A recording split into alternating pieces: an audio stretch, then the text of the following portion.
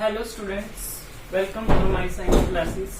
आज हम 10th class biology subject का चैप्टर लाइफ प्रोसेस का टॉपिक करने जा रहे हैं। कुछ टॉपिक्स हम इस चैप्टर के कंप्लीट कर चुके हैं, जो कि इस प्लेलिस्ट में आपको प्रीवियस पार्ट मिलेगा इस चैप्टर का, वहां से आप देख सकते हो। तो जनरली हमने चैप्टर के अंदर पढ़ा था लाइफ प्रोसेस क्या होते हैं, फिर उसके बाद हमने दो तरह के न्यूट्रिशन पढ़े थे, ऑटोट्रोपिक और हेटेरोट्रोपिक। तो ऑटोट्रोपिक न्यूट्रिशन हम डिटेल में पढ़ चुके हैं कि प्लांट्स ऑटोट्रोपिक न्यूट्रिशन को करवाते हैं, कैसे होता है, वो सब हम डिटेल में स्टडी कर चुके हैं। तो आपको अगर वो देखना है तो प्रीवियस वीडियो को जाकर देखें।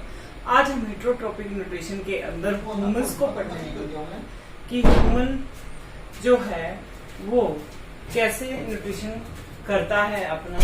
तो ह्यूमन का हम न्यूट्रिशन पढ़ने वाले हैं। हम अच्छे से जानते हैं ह्यूमन का एक अपना न्यूट्रिशन करने के लिए क्या होता है, एक डाइजेस्टिव सिस्टम होता है। क्या होता है? एक डाइजेस्टिव सिस्टम होता है। जैसे अब हम उसको डिटेल में पढ़ेंगे तो जो ह्यूमन डाइजेस्टिव सिस्टम है वो दो पार्ट कंसीडर करता है। कौन से दो पार्ट कंसीडर करता है? Accessory glands and alimentary canal. तो एसेसरी ग्लैंड्स के अंदर कौन कौन सी ग्लैंड हम डिटेल में पढ़ेंगे? Salary glands, gastric glands, pancreas और लीवर। चार ग्लैंड मेन होती हैं जो कि डाइजेस्टिव सिस्टम में न्यूट्रिशन के लिए बहुत अच्छा रोल प्ले करते हैं। उसके बाद हम एक के बाद एक डिटेल में एलिमेंट्री कैनाल। ये बात ध्यान रखना, एलिमेंट्री कैनाल की पार्ट नहीं होती हैं ग्लैंड्स। ग्लैंड एलिमेंट्री कैनाल से बाहर होती हैं, वो सिर्फ डाइजेशन में क्या करती हैं? हेल्प करती हैं। तो सबसे पहले मैं बात करूं माउथ की। माउथ कहाँ प्रेजेंट होता है ह्यूमन बींग्स के अंदर? ये माउथ हो गया। माउथ का क्या काम होता है? Intake of food. माउथ क्या करता है? Intake of food. हम अपना फूड कैसे लेते हैं? मुंह से बॉडी के अंदर लेते हैं। माउथ का सिर्फ इतना काम है। उसके बाद हम देखते हैं कि माउथ के अंदर तीन चीजें देखने को मिलती हैं। कौन कौन सी तीन चीजें होती है माउथ के अंदर? एक तो हो गए हमारे टीथ, दूसरा टंग, और तीसरा क्या होती हैं? Salary glands. क्या होती है? Salary glands. अब टीथ का क्या काम है? टीथ क्या काम करता है? हम जो फूड खाते हैं हम उसके बड़े बड़े पार्टिकल्स खाते हैं। टीथ क्या करते हैं? उसको चीव करके छोटे छोटे पार्टिकल्स में क्या कर देते हैं? तोड़ देते हैं, जिससे वो आगे बॉडी में ले जाना क्या रहता है? हमारे लिए इजी रहता है। अब बात आती है टंग की। टंग का क्या काम है? क्या रोल है न्यूट्रिशन में? टंग क्या करती है? भोजन को अच्छे से मिक्स करती है। किसमें? सलाइवा में। सलाइवा कहां से आया? जो हमारी सैलरी ग्लैंड्स हैं वो क्या सिक्रेट करती हैं? सलाइवा। सलाइवा के अंदर एक बहुत अच्छा एंजाइम होता है जो बाद में डाइजेशन में क्या करता है? हेल्प करता है। तो टंग पूरे फूड को अच्छे से घुमाकर रोल करके अच्छे से सलाइवा को क्या करती है? मिक्स करती है। तो ये तीन चीजें होती हैं माउथ में जो न्यूट्रिशन में, जो डाइजेशन में क्या करती हैं? हमारा हेल्प करती हैं। डाइजेशन में क्या करती हैं? हेल्प करती हैं। तो स्टूडेंट्स, आगे कंटिन्यू करने से पहले please like and subscribe my channel, press the bell icon, और वीडियो को जरूर लाइक करें और ज्यादा से ज्यादा वीडियो को शेयर करें। तो देखिए, हम पढ़ रहे थे माउथ। माउथ में क्या हो गया? चबा लिया, सलाइवा मिक्स हो गया। वहां कौन सी ग्लैंड थी? सैलरी ग्लैंड थी, जो कि क्या सिक्रेट करती हैं? सलाइवा। अब बात है कि ये मिक्सिंग से हमारा जो फूड है वो कैसा हो जाता है? सॉफ्ट हो जाता है।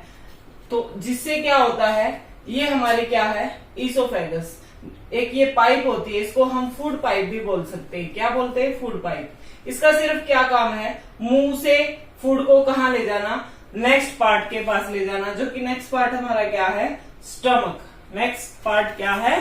स्टमक है। तो ईसोफेगस से होता हुआ हमारा फूड कहाँ आता है? कहाँ पर आ जाता है? ईसोफेगस, स्टमक के अंदर आ जाता है। ईसोफेगस की जो वाल होती है वो कैसी होती है? मस्कुलर होती है। कैसी होती है? मस्कुलर। जो क्या करती है? बार बार कॉन्ट्रैक्ट होती है, रिलैक्स होती है, कॉन्ट्रैक्ट होती है, रिलैक्स होती है, जिससे भोजन को आगे की तरफ क्या मिलता है? पुश मिलता है, धक्का मिलता है, और भोजन क्या है? ईसोफेगस से होता हुआ कहाँ आ जाता है? स्टमक के अंदर आता है।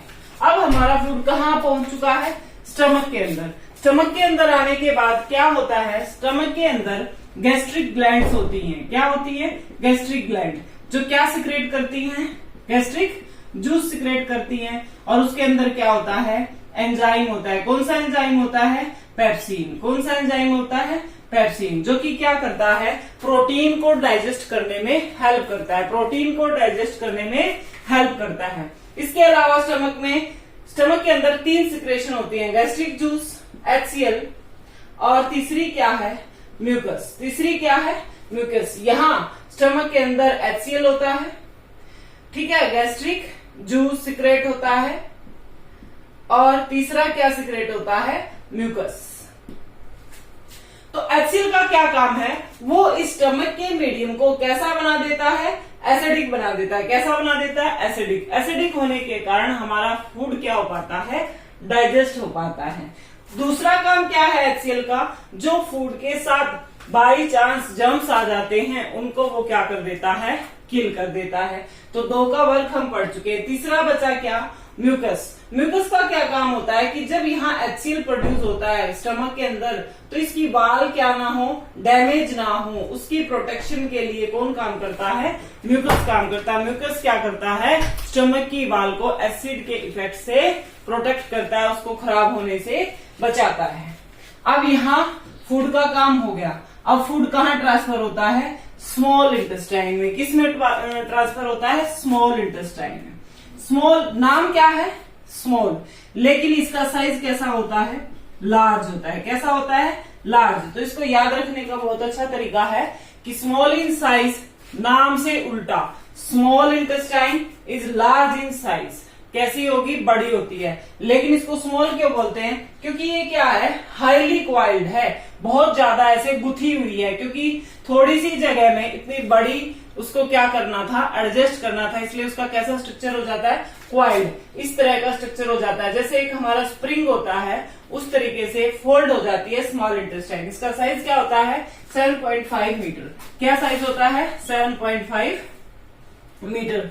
जो भी फूड हम खाते हैं उसका कंप्लीट डाइजेशन कहाँ होता है? स्मॉल इंटेस्टाइन में होता है। Complete digestion. कंप्लीट डाइजेशन का मतलब क्या है? जो भी हम फूड खाते हैं उसके अंदर क्या क्या होता है? फैट होते हैं, कार्बोहाइड्रेट्स होते हैं, और क्या होता है? प्रोटीन होते हैं। तीनों चीजें स्मॉल इंटेस्टाइन के अंदर कंप्लीटली क्या हो जाती हैं? डाइजेस्ट हो जाती हैं। फैट किसमें कन्वर्ट हो जाता है? अब यहाँ क्या होता है? ये क्या है? लीवर। क्या है ये? लीवर। लीवर क्या सिक्रेट करता है भाई? Bile juice. लीवर क्या सिक्रेट करता है? Bile juice. लीवर के अंदर क्या होगा? बाइल जूस होगा। क्या होगा? Bile juice. ये इधर क्या है? पेनक्रियास। पेनक्रियास क्या सिक्रेट करती है? Pancreatic juice. क्या सिक्रेट करती है? Pancreatic juice. तो ये लीवर से निकलने वाला जूस और पेनक्रियास से निकलने वाला जूस कहाँ जाता है? इस स्मॉल इंटेस्टाइन के अंदर जाता है, और वो क्या करवाता है? इन तीनों चीजों का डाइजेशन करवाता है। किस किस का? फैट, कार्बोहाइड्रेट और प्रोटीन। तीनों का क्या हो जाता है? डाइजेशन। होता क्या है कि जो बाइल जूस है उसमें बाइल साल्ट होते हैं। क्या होते हैं? Bile salt. वो क्या करते हैं? क्या कर देते हैं? फैट के बड़े बड़े पार्टिकल्स को छोटे छोटे पार्टिकल्स में क्या कर देते हैं? कन्वर्ट कर देते हैं। मीन्स जो कॉम्प्लेक्स स्ट्रक्चर है फैट का, बड़े बड़े हमने जो टुकड़े खाए हैं उसको किसमें बदल देते हैं? छोटे छोटे पार्टिकल्स में बदल देते हैं। और इस प्रोसेस को क्या बोलते हैं? अमल्सिफिकेशन। क्या बोलते हैं? अमल्सिफिकेशन। पूछ सकते हैं कि फैट का अमल्सिफिकेशन किससे होता है? बाइल साल्ट से होता है। अब बात आती है कि जो पेनक्रियाटिक जूस है उसके अंदर कौन सा एंजाइम होता है? लाइपेज। कौन सा एंजाइम होता है? लाइपेज। वो क्या करता है? जितने भी फैट होते हैं उसको किसमें कन्वर्ट कर देता है? Fatty acid and glycerol. किसमें बदल देता है? फैटी एसिड एंड ग्लिसरॉल में। किसमें बदल देता है? Fatty acid and glycerol. तो फैट किसमें कन्वर्ट हो गया? सिंपल स्ट्रक्चर में क्या हो गया? कन्वर्ट हो गया। किसने कन्वर्ट किया? पेनक्रियाटिक जूस के अंदर लाइपेज नाम का एक एंजाइम होता है, वो क्या करता है? फैट को फैटी एसिड और ग्लिसरॉल में कन्वर्ट कर देता है। कार्बोहाइड्रेट को कौन कन्वर्ट करता है? हमारा कि कार्बोहाइड्रेट स्टार्च ले लिया फॉर एग्जांपल, उसको किसमें कन्वर्ट कर दिया जाता है? किसमें कन्वर्ट हो जाता है वो, स्टार्च से ग्लूकोज या माल्टोज बन जाता है। किससे, अमाइलेज से। कौन से एंजाइम से, अमाइलेज। अमाइलेज क्या करता है, स्टार्च इंटू ग्लूकोज। स्टार्च किसमें बदल जाता है, ग्लूकोज में। ग्लूकोज क्या होती है, सिंपल यूनिट होती है किसकी, कार्बोहाइड्रेट्स की। तो प्रोटीन किसमें, प्रोटीन को कौन सा एंजाइम, पेप्सिन, किसमें बदल देता है, अमीनो एसिड्स में। किसमें बदल देता है, अमीनो एसिड्स में। तो इस प्रकार स्मॉल इंटेस्टाइन के अंदर कंप्लीट डाइजेशन हो जाता है फूड का। अब फूड डाइजेस्ट हो गया, अब बात आती है कि वो फिर बॉडी में कैसे जाता है। जो हमारी ये स्मॉल इंटेस्टाइन है, सपोज करो ये लाइनिंग, इसके अंदर फिंगर लाइक प्रोजेक्शन बनी होती है इस प्रकार से। ये क्या करती हैं, जो डाइजेस्टेड फूड है उसको एब्जॉर्ब कर लेती हैं। और जो ये फिंगर्स होती हैं, यहाँ क्या प्रेजेंट होती हैं, ब्लड वेसल्स। क्या प्रेजेंट होती हैं, ब्लड वेसल्स। उन ब्लड वेसल के अंदर फूड को ट्रांसफर कर देते हैं। ब्लड के अंदर जाने के बाद फूड क्या हो जाता है, पूरी बॉडी में चला जाता है। अब बात आती है कि हमने जो फूड खाया उसके साथ साथ कुछ वेस्ट मटेरियल भी आया होगा, तो वो वेस्ट मटेरियल कहाँ पास हो जाता है, लार्ज इंटेस्टाइन में। कहाँ पास हो जाता है, लार्ज इंटेस्टाइन में। लार्ज इंटेस्टाइन का साइज होता है 1.5 मीटर। लार्ज नाम से उल्टा, मीन्स लार्ज इंटेस्टाइन है तो साइज में कैसी होगी, स्मॉल होगी। साइज में कैसी होगी, स्मॉल। और इसका साइज होता है 1.5 मीटर। यहाँ क्या होता है, जितना भी अनडाइजेस्टेड फूड है उसके अंदर से वाटर को क्या कर लिया जाता है, एब्जॉर्ब, और बाकी वेस्ट मटेरियल को इस एनएस से क्या कर दिया जाता है, बाहर निकाल दिया जाता है, बॉडी से रिमूव आउट कर दिया जाता है। तो स्टूडेंट, ये हमने डाइजेस्टिव सिस्टम पढ़ा कि कैसे एक ह्यूमन बॉडी के अंदर न्यूट्रिशन होता है, कैसे फूड लेने के बाद कहाँ कहाँ उसका किस प्रकार से डाइजेशन होता है, वो हमने डिटेल में पढ़ा।